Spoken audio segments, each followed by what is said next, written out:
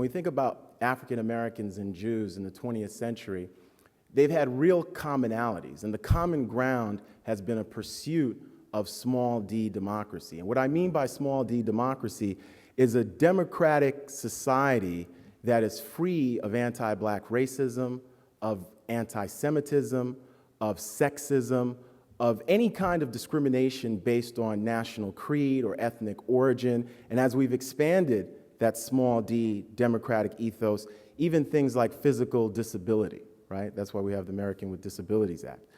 What's interesting when we think about African Americans and Jews, we usually think about the heroic period of the civil rights movement between 1954 and 1965. The relationship actually predates that, especially if we think of the civil rights movement as a long civil rights movement between roughly around the early 20th century, founding of the NAACP in 1909, all the way up into the present, meaning the civil rights movement is not a struggle that just has a high point and ends, but actually has continuity. By the time we get to this heroic period of the civil rights movement, and by heroic period, I really just mean from 1954 to 1965, from the Brown decision to the Voting Rights Act. Certain things stand out. But when we think about SNCC, Student Nonviolent Coordinating Committee, SNCC is going to be probably the most important grassroots organization of the civil rights era, right? And in the early 60s, SNCC has a dream and a quest for a new America, which is a sort of biracial, integrated democracy. And when we think about the white volunteers who went down to Mississippi, who went down to Cambridge, Maryland, who went down to Alabama, many of those volunteers, in fact, were young Jewish students from colleges, anywhere from City University of New York to Swarthmore to Harvard, Brandeis, and what have you.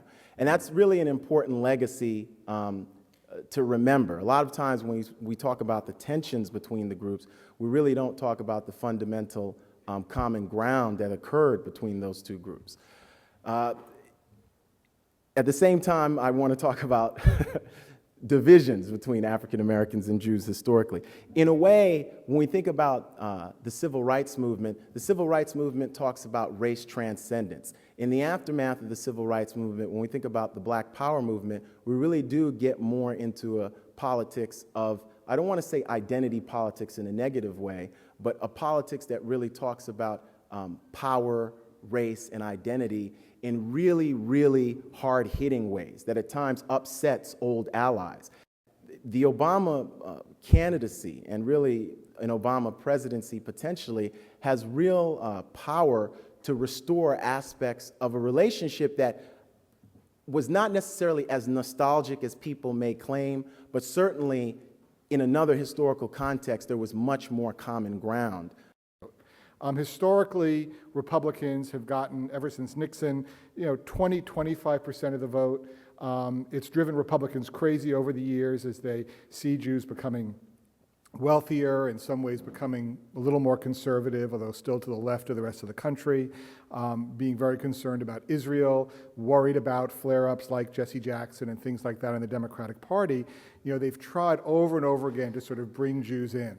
And McCain, I think, was in a way the latest great Republican hope to do that, in part because of Obama's, the perception that Obama was not strong on Israel and all the rumors about him being a Muslim and the black-Jewish tensions that we're all familiar with. What's been interesting to me is how that essentially has evaporated since the Republican convention. There have been a number of polls done by Republicans and also by the American Jewish Committee. Right now, actually before the economic crisis, Jews were tending about 57-30 for Obama. I suspect that gap is even wider now.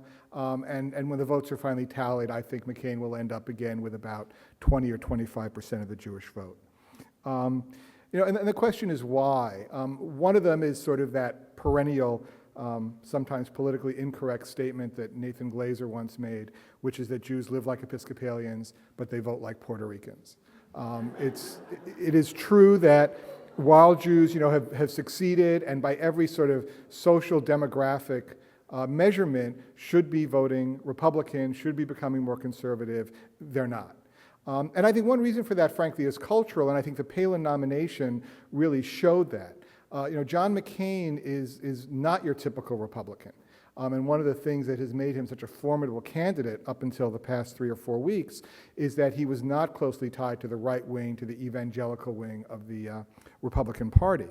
And with the Palin nomination, I think it once again reminded a lot of Jews that there is something that makes the Republican Party not a home for them. I was in St. Paul at the Republican convention, and when Sarah Palin gave her speech, at one point she started criticizing the mainstream media. And all the press were all sort of gathered in sort of like the balcony and loge seats, kind of off to one side, looking down on the convention floor. So when she made this attack, a lot of the delegates turned and started pointing at the press, going, you. And all that flashed through my mind was that great line in the Woody Allen movie where Woody Allen says, did he say Jew? Barack Obama has worked hard to attract the support of Jewish Americans. And one question might be, why has he worked so hard? I mean, just demographically, the Jewish population in the United States is a rather small population. But of course, it's a small population that has significance that far outstrips its numbers. So I think it's worthwhile just to tick off a couple of things about this population, why, especially for a Democratic candidate for the presidency, it's so important actually to try to attract the support of this population. Jewish Americans have been a very significant factor within Democratic Party politics. It's a small group, but it's a group that whose members vote in very substantial numbers. It's a group that beyond the group's potency at the ballot box, it's a group that has been influential in terms of just the general political culture. When you mention, for instance, the press, when you mention other facets of American political culture, obviously the Jewish American population is very important, fundraising, et cetera. So for Barack Obama, this was a very important population to attract.